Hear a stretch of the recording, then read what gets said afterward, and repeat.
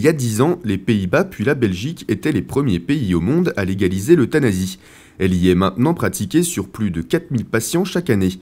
La France considère toujours l'euthanasie comme un sujet sensible et tabou. C'est pourquoi un groupe d'étudiants de l'IUT de Dijon a organisé la projection de leur création originale sur le thème d'une belle fin pour une belle vie. Alors nous avons choisi ce thème car il nous semblait être un sujet tabou en France. On n'en parle pas beaucoup et on voulait faire un film qui pouvait faire parler de lui. Et c'est pour ça qu'on a décidé ce thème qui nous semblait être très intéressant et ça nous a permis de choquer, je pense, et de faire réfléchir l'ensemble des personnes qui verront ce film. Essayer de choquer l'opinion publique ou de faire prendre conscience de la gravité et de la nécessité de la question n'est pas évident. Et la réflexion aidant, l'opinion personnelle des instigateurs de l'événement peut même évoluer. Alors ça modifie bien sûr beaucoup de choses parce qu'on se renseigne, c'est un sujet encore une fois tabou. Même moi je ne suis pas vraiment au courant de ce qui s'y passait vraiment avant de faire ce projet. À partir du moment où on a fait ce projet-là, le délégué général de l'association, donc Philippe Loéac, nous a apporté un nombre d'informations très importantes et c'est ce qui aussi a fait que notre film correspond à ses attentes et je pense que le film est juste. Outre la projection de ce film coup de poing, des experts de la question étaient présents pour débattre avec les jeunes et moins jeunes intéressés.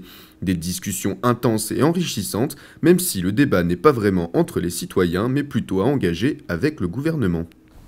Il faut écouter les Français. 94% des Français sont favorables à l'aide active à mourir. On peut considérer que les sondages se trompent, admettons qu'ils se trompent de 10 points, on reste à 84% des Français qui sont favorables à l'aide active à mourir. Il n'y a pas de raison qu'une minorité bloque cette évolution de société, qui est importante parce que c'est un combat de liberté individuelle. Il y a probablement trop de professeurs de médecine dans les travées du Parlement, à l'Assemblée comme au Sénat, qui considèrent qu'ils sont les sachants et que tous les autres sont les ignorants. Il y a probablement une trop grande proximité entre la hiérarchie religieuse en France, et principalement la hiérarchie catholique, et puis les élus. Il faudrait tout simplement se rappeler que nous vivons dans une société laïque, que cette société laïque est faite pour ouvrir tous les champs des possibles aux citoyens à partir du moment où ça n'empiète pas sur la liberté des autres. Les 4/5 de la population française sont donc pour l'euthanasie. Un chiffre certes écrasant, mais le problème est ailleurs.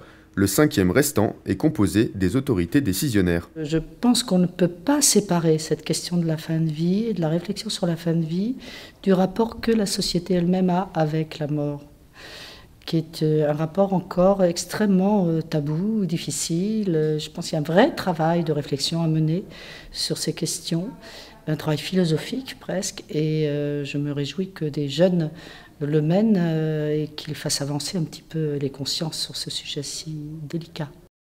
Une réaction ? Un témoignage ? Commentez ce reportage sur dijonsanté.fr.